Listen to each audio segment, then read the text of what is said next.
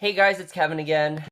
This is going to be a different type of video because I am going to be reviewing the new episode of Girl Meets World, Season 3, Episode 19, World Meets Girl. However, this is going to be a bit of a different review than the other reviews have been because we have a lot to talk about. It's been quite a while since I last talked about Girl Meets World, the beginning of December of last year, and some big changes have happened since then, definitely, and we're definitely going to get into all of that. But first, let's talk about this episode because I was really curious about this episode. I had no idea what it was going to be. There wasn't any sort of promotion. There wasn't any sort of, preview or anything. I had no idea what this was really going to be.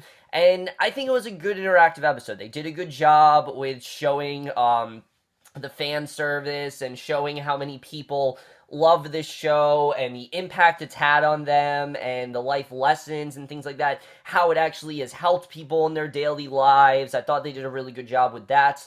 I will admit a lot of it seemed very, very scripted and quite phoned in, especially when it came to the questions. I'm pretty sure the answers that Sabrina, Rowan, Peyton, Corey, Ben, and Danielle gave, the whole cast, that all of them gave, while they were good answers, they seemed very, very scripted to me. It seems like this was kind of like the safe answer. This is what, they were told to say rather than what they actually wanted to say. And that part did definitely seem quite scripted to me. I think they could have done a little bit more, showing the fan impact, definitely. Like, they did a good job with it, but I felt like they focused a little too much on the audience and not enough on the fan impact. And I thought overall it was well done, though. I liked the bloopers. They were supposed to have deleted scenes, but I guess they cut them out.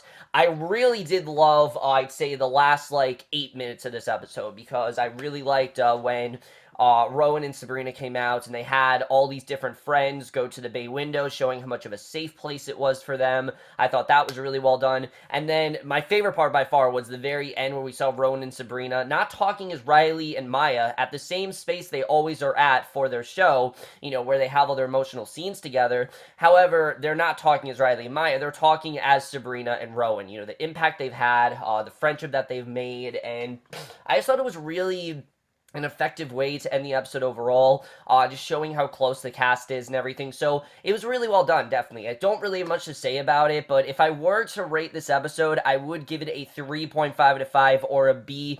Very well done fan tribute overall. A little too long, I definitely will say. I think there definitely was some repetitive stuff in there, and they didn't need as much as they did, but it was the episode that people have been wanting for a while now. Disney Channel has never done an episode quite like this before, and I think it just shows how caring Michael Jacobs really is and how they like to cater to audiences. They don't just do fan service type episodes. They don't just do stuff, because it's what fans want. They do this for the fans. This is something that the fans wanted. They know how big the fan base is for the show, and I thought overall that definitely was very well done.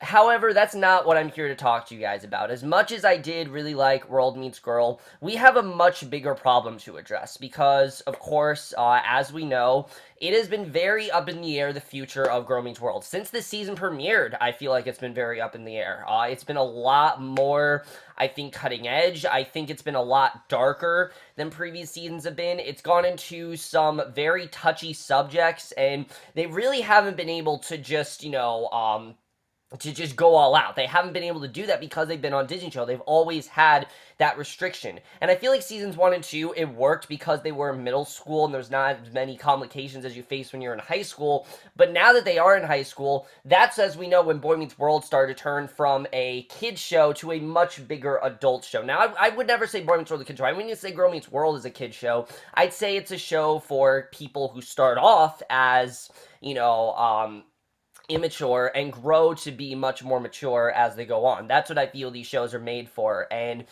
of course, I thought that the right move would be to move the show to Freeform, because wouldn't it make sense? I mean, Girl Meets World is supposed to be a show that evolves, and, as people get older, there's going to be more life lessons to talk about, such as smoking, sex, sexual identity. Hell, Rowan Blanchard wanted to do an episode about sexual identity, about Riley kind of being confused about her identity. How incredible of an episode would have been, honestly. And the show's hinted at it before, that Riley might have a bond that's not just best friends, and you never know really what the show could have done with that. But because it was on Disney Channel, they were never able to cross that line. That's not Girl Meets World's fault. It's because of the fucking 1 Million Moms campaign with a Good Luck Charlie episode back when they had that episode with the two moms. Ever since then, Disney Channel has never been able to talk about same-sex type relationships or anything like that, and I think it is a touchy subject that Girl Meets World should be willing to talk about. And I think Michael Jacobs was willing to,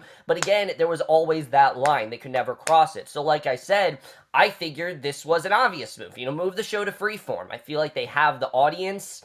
They have they have a cast that's clearly very willing to do it. They have a show that could easily evolve into something bigger. And unfortunately, it just seemed like it was a no-brainer, really. However, that's not at all what decided to happen, because I believe it was Wednesday or Tuesday, Disney decided that, no, we're not going to move the show to freeform. We're just going to cancel the damn show for no reason whatsoever. And this very severely pissed me off, I have to say. And it's not, I think, their fault, really. This was a completely unavoidable situation, really. I mean, there really was nothing they could do about this, and I'm going to talk about why I think this happened. How did we get here? Why is this show canceled? What really got them to get canceled, really? Because, sure, you can make the argument that they have been not as good this season, but I would argue with that, definitely. In fact, I think the beginning of this season is some of the strongest stuff that this show has done. They went into some very touchy subjects like friendship and identity disorder, and just especially what they do with Farkle with that war episode. I mean, that is some of the deepest, darkest stuff I have ever seen on a Disney Channel show. By far the darkest stuff I have seen since a That's So Raven episode that had to deal with racism. I mean, that is when you know that they really were willing to talk about smart subjects. But of course, Disney Channel, being their corporate selfish self, doesn't care about life lessons. They just care about money. And this show clearly is not making them money anymore. And I'm not gonna lie, I kind of saw this coming. And I'll tell you why I think this happened. I think the show has always been on the rise, on fall, basically. The rise was the beginning of the show, and it was really great. The second they introduced that love triangle, that's when I think the fan base for this show changed. It went from a bunch of people who used to watch Boy Meets World, as well as new kids who are watching Girl Meets World, who really do love the show and watch it for life lessons, and instead a show about ship war, basically. And I don't think the show turned into that. I think the fan base turned into that, and I think very much so because of the choices that were made in that Bay Window episode, that got people to stop watching, and that really, I think, was the last straw when it came to the Ski Lodge episode. Now, you guys know I don't watch the show for ships. I've said it a million times. I will ship what the show wants me to ship. For a while, I liked Maya and Lucas, but the show proved to me why they're not a good pairing and why they are just friends. And I believe it. I really think the show did an honestly great job with that. And I stick by that, honestly. I really think they did. But when it comes down to Ski Lodge, I mean, you guys have seen so many people have left the show because of it. There are still people who are campaigning for Maya and Lucas to get together, and it's ridiculous. It's not happening. It's not happening. I've said it before. If they have any sort of future, they're not going to dive into it in Season 3. Why? Because they're freshmen. They're still unsure of themselves. They're still learning about themselves. Maya may have feelings for Lucas down the line. Lucas may have feelings for Maya down the line. It's not forever. It doesn't mean that they're not going to get together at some point. They're just not getting together right now. And that's realistic. Honestly, the way that was done was very realistic. They've been building up Lucas and Riley for the entire show. It made sense why they would do that. And I think they've done a good job with telling that story.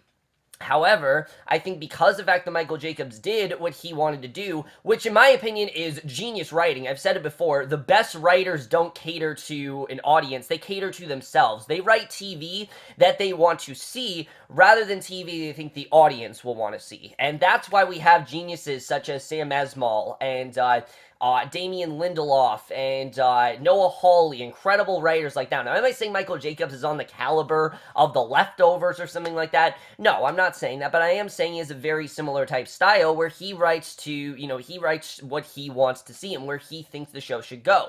And that's something I've always admired about Michael Jacobs. And the fact that he's come back for this show, I think is the reason why the show was as great as it really was. And I could go all out and just say how much I love this show and how important I think the show is for kids, but really, I mean, the smart thing to do would have been to move the show to Freeform. It just seems like I think the kids would have stuck with it. The audience that they had for Girl Meets World, they would have stuck with it at Freeform. They would have, it would have carried over, and they would have gotten more mature. They would have gotten into more rebellious states, and I think Girl Meets World would have helped them with that. And I really think they could have done a good job at making things a little bit more edgier, but still keeping it grounded. There was an easy way to cross that line without going full on. You don't have to go like full on hardcore. Boy Meets World never did that. Boy Meets World just got more mature and more adult because the characters grew more mature and more adult, and because they were on a network that was willing to cross that line, to delve into more mature storylines.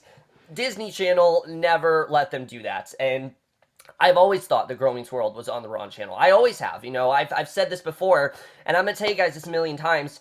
I hate Disney Channel. I really hate everything when it comes to Disney Channel. The way that they work, I think, is ridiculous. They clearly do not give a shit about their shows. They stretch every show out. You never know when their shows are on. Therefore, they never make any money, and that is their own fault that they do that. This is not a Girl Meets World problem. This is every Disney Channel show problem. Every show that they do, they always take these long hiatuses for no reason whatsoever. They just randomly are like, all right, we're not going to have episodes on now. Now we're going to put this show on, and no, we're going to replace the show at this time. No, we're going to move the show to this time. They have done this for years now, and that is the reason why Disney Channel is so bad. I hate the way that they market their shows.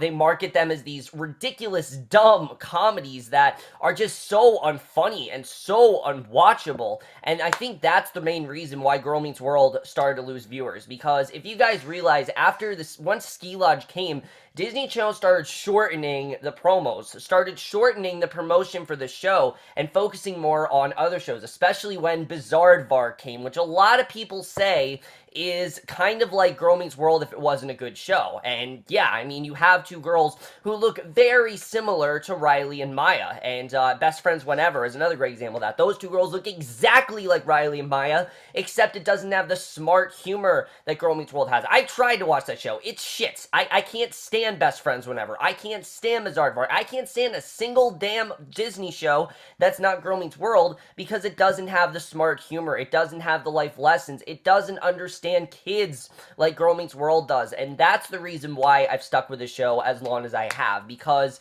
it stayed grounded. It stayed very well aware of what it was trying to do. It never tried to venture into dumb territory, and that's why I love this show really as much as I do. And do I think that this season has been very directionless in the second half? Yes. I feel we haven't really had much of a story since Ski Lodge, but it's not exactly the writer's fault. I felt like they were very unsure with where to go with this because on one hand, they wanted to go into deeper storylines, I think. I think Michael Jacobs had an initial plan for this season. But on the other hand, I think they always had this fear that this could be our last season. So we really need to try to play it safe with what we really can show and not show. And I understand that, really. I mean, when you're put in a bind like that and you really don't know if this is going to be the last scene of your show or not, yeah, it is quite hard to write around that. And I think Michael Jacobs tried, and I think these last two episodes are going to be very satisfying, especially from that promo. I'm very convinced that we're going to get two very well done final episodes, but it really is unfortunate because I think Michael Jacobs really wanted to change the show, really wanted to evolve the show, really wanted to delve into deeper subjects, but unfortunately, he was on a network that was not willing to let him do that, and I don't know why Disney Channel would just, the offer to Freeform, I think, was still out there, but let's talk about the future of the show, because a lot of people really are interested in seeing really where we're going to go with this, so let's just delve right into it. But when it comes to the future of the show, I do still think that the move for Freeform is on the table. I think that the offer is going to be on the table for quite some time. I mean, Freeform, sure, they do have stuff like Pretty Little Liars and Shadowhunters and things like that. But, you know, they also have comedies like Baby Daddy and Young and Hungry. And am I saying that Girl Meets World is as edgy as those shows? I mean, I don't know. I haven't watched those shows in years. I don't think I've ever watched an episode of Young and Hungry. If you want to talk to someone about Young and Hungry, talk to 22 Tiger Dude, who I've had on this channel many times. He watches that show. Talk to him about it, because I'm not the one to talk to you about those shows. But when it comes down to Freeform, I do still think the move is there. I think that Rowan and Sabrina, they're not tired of the show. People have said, oh, they're tired of the show. No, what I think they're tired of is Disney Channel, because Disney Channel, I heard, constantly holds you back. They treat you like you're a child. They treat you like you haven't grown up, and that is why half of these Disney Channel stars turn into complete you know, thoughts and things like that. That's why they start, you know, doing all this edgier stuff. That's why Miley Cyrus has turned out the way she has. That's why Selena Gomez has. Am I saying that that it's all bad that that's what they're doing? No, they're maturing. They want to get older. They're stepping out of their comfort zone. And I think that's something that Rowan and Sabrina have very well shown they want to do, especially when it comes to Rowan. She's admitted who she is. She's admitted that, you know, she is in fact, you know, not straight. She doesn't know exactly what her gender is, but she knows that she likes both guys and girls. She has admitted that. And then Sabrina, she really has matured in many ways, and you can see that I do still think that they do want to still do this show.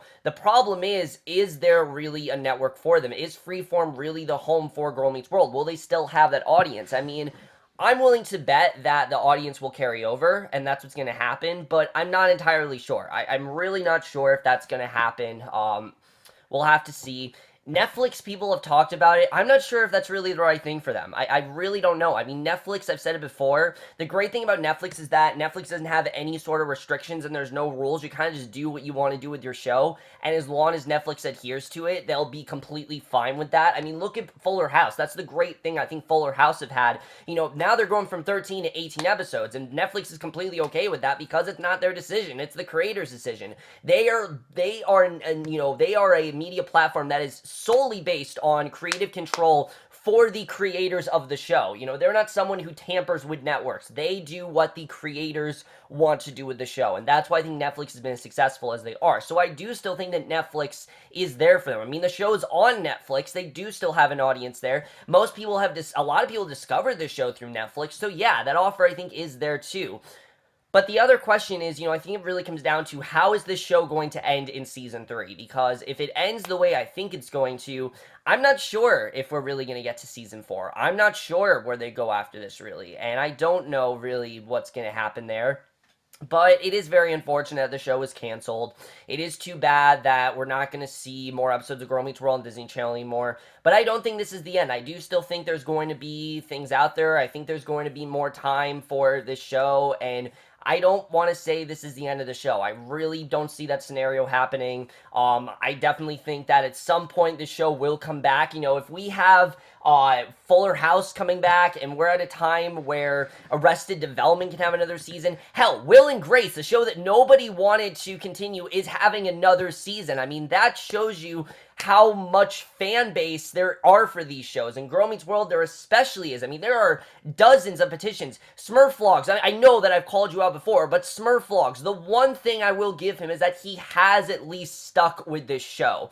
Even though he hasn't really loved the writing, and he hasn't loved the direction the show has taken, he has at least stuck with the show because of the fact that he loves this show, and because of the fact that he wants to see more episodes, and he's stuck with that petition, and he's done everything in his power to make sure that Girl Meets World continues. And I'm sorry that I've called you out, man. I know that you've probably seen my videos, and you heard me take that jab at you one time, and that was me joking around. I will definitely admit that. I was joking around. Do I like Smurf Vlogs? I mean, I'm not gonna say, because I don't know if he watches my videos. I doubt he does. He's way too popular to watch my videos, but either way, guys, that's basically it for my thoughts on this cancellation. I will do a lot more videos about Girl Meets World coming soon. Next week is the second to last episode, and then once we get to the series finale, I will be doing not only a series finale review, but a review of the series overall. Why I think it was so great for kids, the impact I think it's had on everyone, why I continue to watch this show week after week, what was the real reason why I've stuck with this show. But either way, guys, that's really it for my thoughts on this cancellation. Let me know what you guys think. Do you think that there's still the move to freeform? Do you think there's a better option out there that I didn't talk about? Maybe Hulu, maybe Amazon. Really, there are just so many places the show could go that I really don't think this is the end. But that's it for this video. Hope you guys enjoyed it. Let me know what you guys thought of both World Meets Girl and this cancellation. And I will see you guys in my next video, which will be for Underworld Brides of the Lycans, and I will see you guys for that. Okay, bye.